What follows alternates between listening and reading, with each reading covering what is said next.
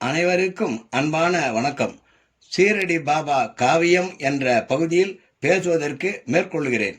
ஷீரடியில் பாபாவை தரிசிக்க தினமும் பலர் வருவார்கள். சிலரிடம் பாபா சில விஷயங்களை புதுமையாக சொல்லி அதற்கு உள்ளார்த்தமான பொருளை சுலபமாக விளங்கிக் கொள்ள முடியாமல் செய்து விடுவார். அதுபோன்ற நேரங்களில் அருகில் இருக்கும் பாபாவிடம் மிகுந்த பற்று கொண்ட சீடர்களிடம்தான் அதற்கான விடையும் விளக்கமும் கேட்க வேண்டி வரும். ஒரு பக்தர் பாபாவிடம் கடவுளை பற்றி கேட்டார். அதற்காக பாபா விளக்கம் சொல்லாமல் ஒரு கடைக்காரரிடம் தான் சொன்னதாக ஒரு தொகையை வாங்கி வர அந்த பக்தரை பணித்தார்.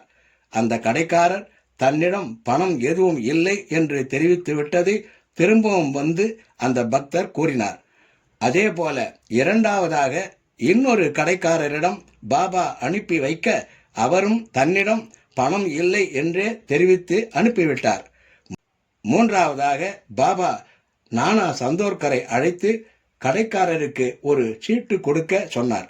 கடைக்காரர் அதை படித்து பார்த்துவிட்டு உடனே பணத்தை கொடுத்து அனுப்பினார். அதாவது கடவுளை எல்லோராலும் அறியவும் முடியாது, அவருடைய அருட்செயலையும் உடனே புரிந்து கொள்ளவும் முடியாது. தகுதி நிறைந்த பணக்காரர் ஒருவர் கேட்டவுடன் கடைக்காரர் எப்படி பணம் கொடுத்து அனுப்பினாரோ அதுபோல தகுதி பெற்றால்தான் கடவுளை அறிய முடியும். இது பரம ஞானி பாபாவின் சோசகமான பதிலும் விளக்கமும் ஆகும்.